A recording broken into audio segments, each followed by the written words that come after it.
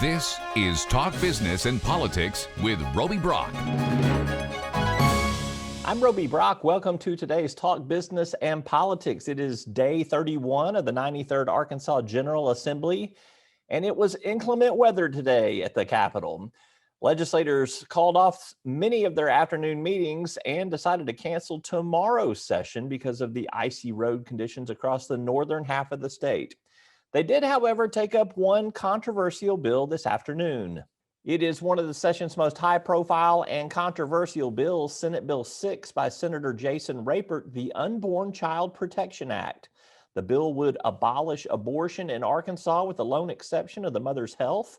The measure, if passed and signed into law, could be a case for the U.S. Supreme Court to consider to overturn the landmark 1973 Roe v. Wade decision.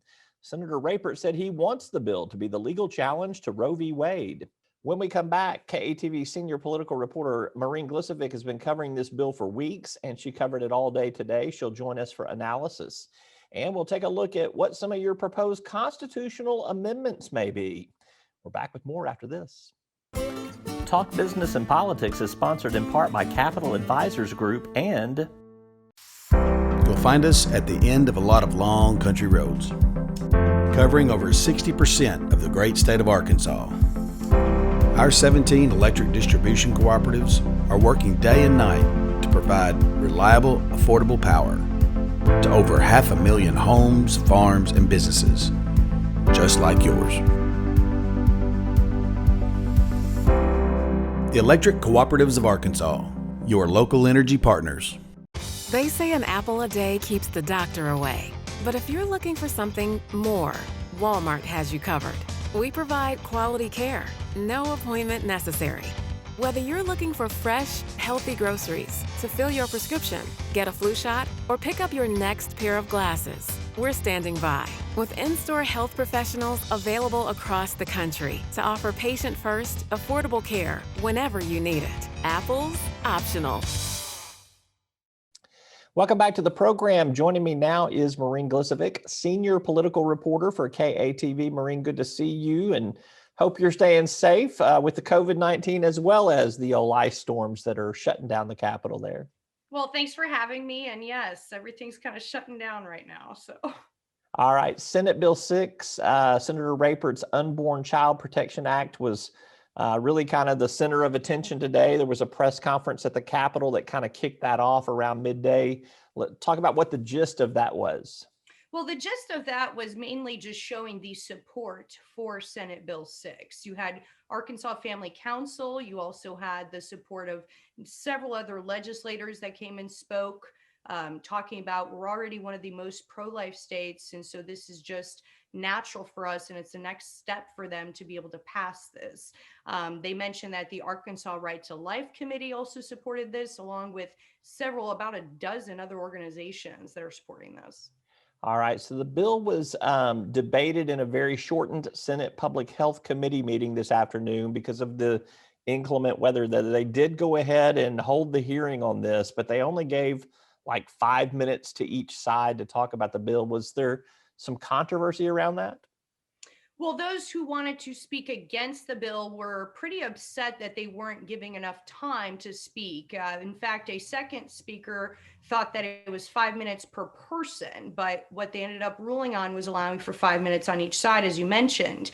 Many of the committee members have to travel, further distances than Little Rock. So that was the rule they made, but it was definitely very upsetting for some. I don't think that it was a shock that these members, who are all Republicans, were going to quickly pass this to begin with. Yeah, that Senate Public Health Committee, all of the 8 members of that committee are Republicans and support the bill. So it was not a surprise. It did pass on a voice vote unanimously, correct? That is yes, that is correct. I did not hear a single nay.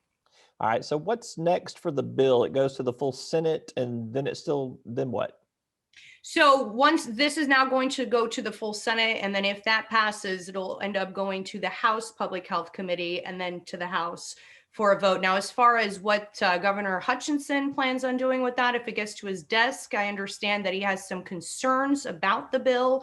He did not necessarily mention what specific concerns. However, a letter was sent to the governor by the general counsel of the National Right to Life Committee. Now, this attorney was not speaking on behalf of the committee. They have chosen not to take a stance.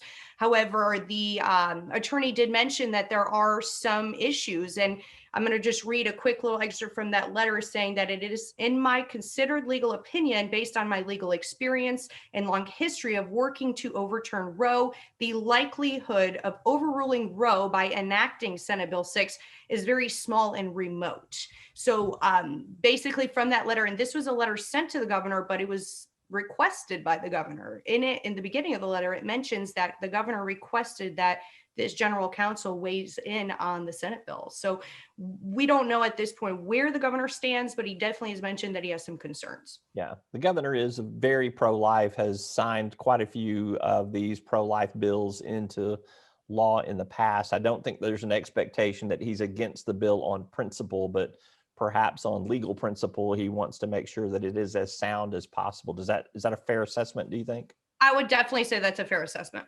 All right.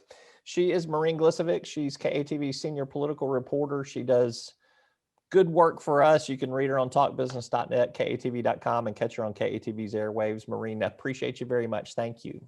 Absolutely. Always a pleasure, Roby. Have a good one. All right. We're back with more right after this word from our sponsors. Talk Business and Politics is sponsored in part by Impact Management Group and we have a large commitment to our solar for good reason. It lowers customers' rates. It's emissions free. Entergy Arkansas is the largest provider of solar in the state of Arkansas.